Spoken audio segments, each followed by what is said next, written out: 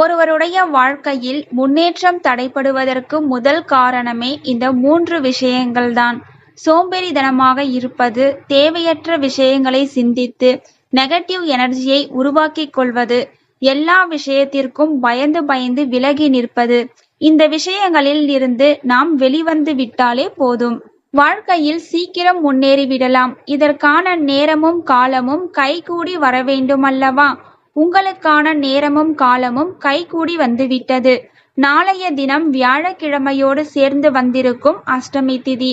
இந்த நாளில் அனுஷ நட்சத்திரமும் சேர்ந்து வந்திருக்கிறது. இந்த 3 தெய்வங்களை வழிபாடு செய்தாலே போதும், உங்கள் வாழ்வில் இருக்கும் துன்பங்கள் எல்லாம் விலகிவிடும்.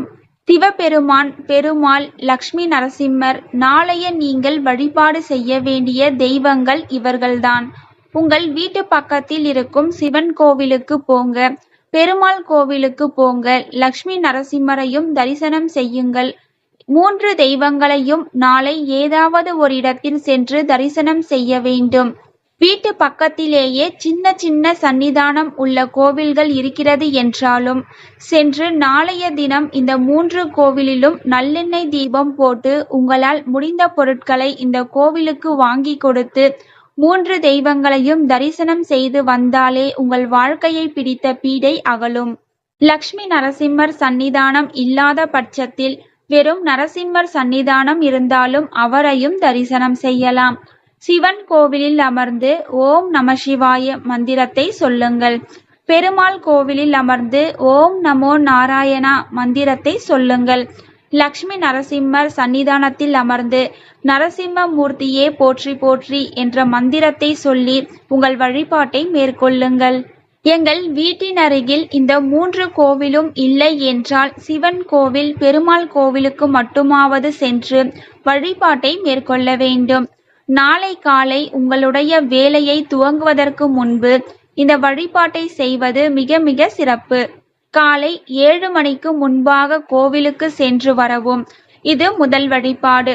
நாளை இந்த வழிபாட்டை செய்தால் வாழ்க்கையில் சீக்கிரம் நீங்கள் முன்னேறி தேவையான அத்தனை வாய்ப்புகளும் உங்களை தேடி வரும். அடுத்ததாக அஷ்டமி என்றாலே நாம் நினைவுக்கு வருபவர் பைரவர்தான். அஷ்டமி வழிபாட்டை மாலை நேரத்தில் தான் செய்ய வேண்டும். நாளை மாலை பழமையான சிவன் கோவிலுக்கு சென்று பைரவர் அபிஷேகத்தில் கலந்து கொண்டு வழிபாட்டை மேற்கொள்ளுங்கள். உங்களால் முடிந்த அபிஷேக பொருட்களை வாங்கி கொடுக்கலாம். புனுகு வாங்கி கொடுத்து பைரவர் பாதத்தில் வைத்து எடுத்து அதை ரூபாய் நோட்டில் தடவி கடன் தீர வேண்டும் என்ற பிரார்த்தனையை செய்தால் கடன் சுமையில் இருந்து விடுபடலாம். பைரவர் சன்னிதானத்தில் பூசணிக்காய் தீபம் ஏற்றலாம். பைரவருக்கு முந்திரி பருப்பு வாங்கி கொடுத்து அர்ச்சனை செய்யலாம். இதுபோல சின்ன சின்ன எளிய வழிபாடுகளை நாளை மாலை செய்தாலே காலத்தால் வரும் துன்பங்கள் உங்களை எதுவுமே செய்யாது. அதுபோல கண் திருஷ்டி, ஏவல், பில்லி, சூனியம், எதிரி தொல்லையிலிருந்து விடுபடவும் இந்த கால பைரவர் வழிபாடு சிறப்பானது. மேலே சொன்ன அத்தனை விஷயங்களையும் நாளைய தினம் பின்பற்ற வேண்டும் என்ற எந்த கட்டாயமும் இல்லை.